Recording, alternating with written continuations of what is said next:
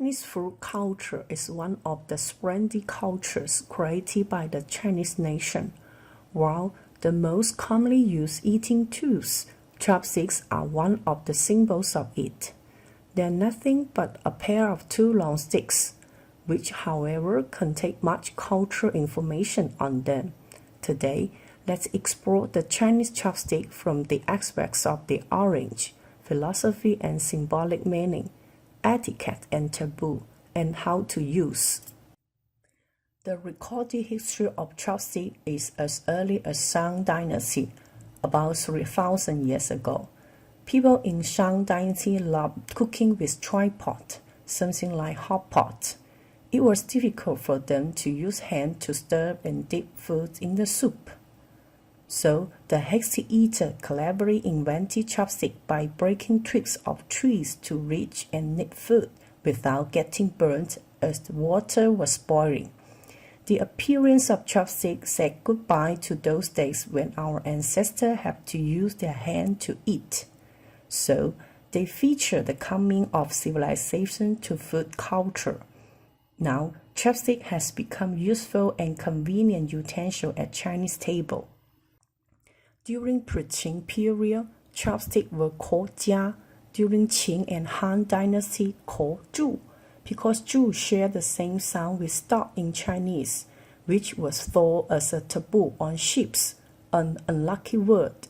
So it was replaced by a word of opposite kuai, meaning fast in Chinese, which evolved into the current term筷子.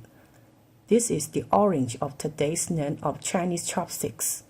Chopsticks are made from a variety of materials, such as wood, bamboo, jade, gold, silver, ivory, porcelain, and plastic, among of which bamboo has become the most popular material because it is inexpensive, readily available, easy split, resistant to heat, and has no perceptible odor or taste.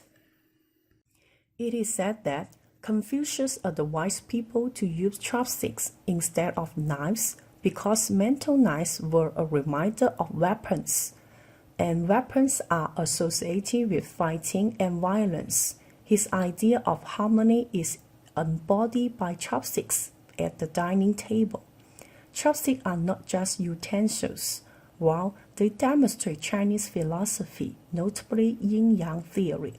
It says that the nature of things can be categorized into yin or yang, two opposing characteristics.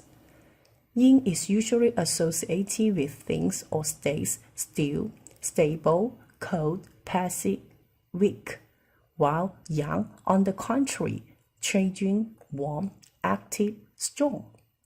It is called a pair of chopsticks instead of two chopsticks to reflect the idea that yin and yang are usually one thing in a sense. The two chopsticks are identical, either of which can represent yin or yang, just like yang can be turned into yin and yin can be turned into yang. When chopsticks are used to transfer food, the upper chopstick must move, that's yang, while the bottom one have to remain stable, yin. Otherwise, chopstick will not be functional. Yin and yang are integrated in each chopstick as well.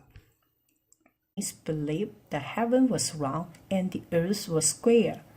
The upper part of a stick is square, symbolizing the earth, yin, while the lower part is round, representing the heaven, yang.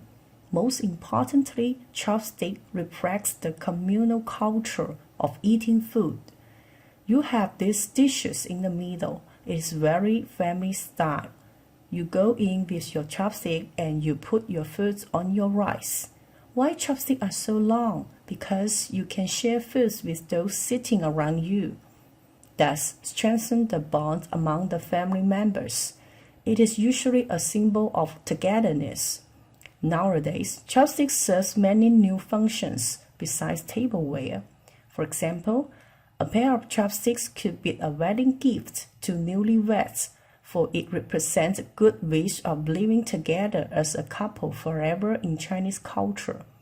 In addition, chopsticks are called筷子in Chinese, which resemble the pronunciation of two other words, 快, soon, and 子, son. It is a popular good wish for newlyweds to have baby as soon as possible.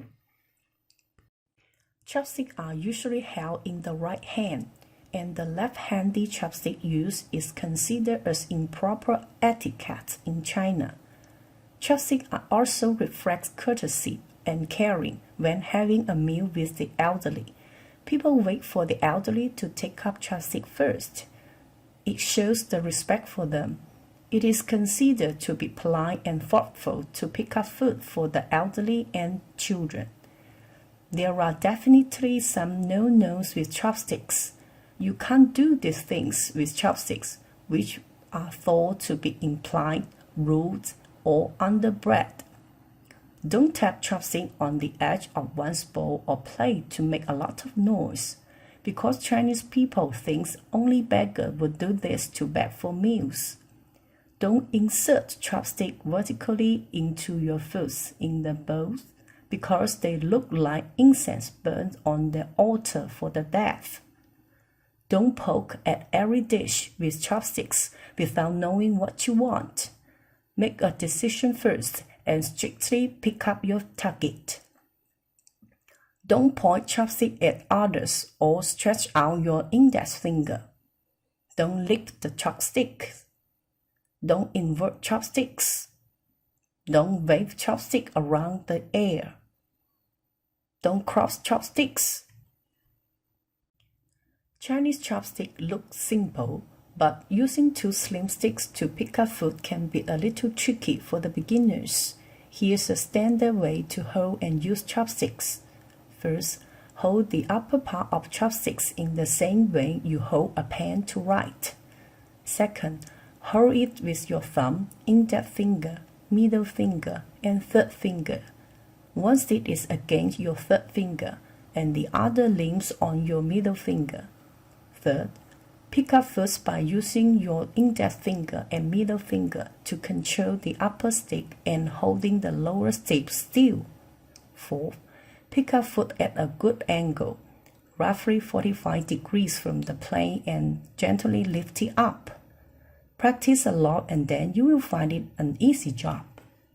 Today, from the orange, philosophy and symbolic meaning, etiquette and taboo, and how to use, we can see that Chinese chopsticks are not just a kind of unique tableware, but also a folk cultural symbol that can convey people's experience and wisdom in daily life. Your assignment is to find out the difference between Chinese chopsticks and the knife and fork, dining utensil in the West.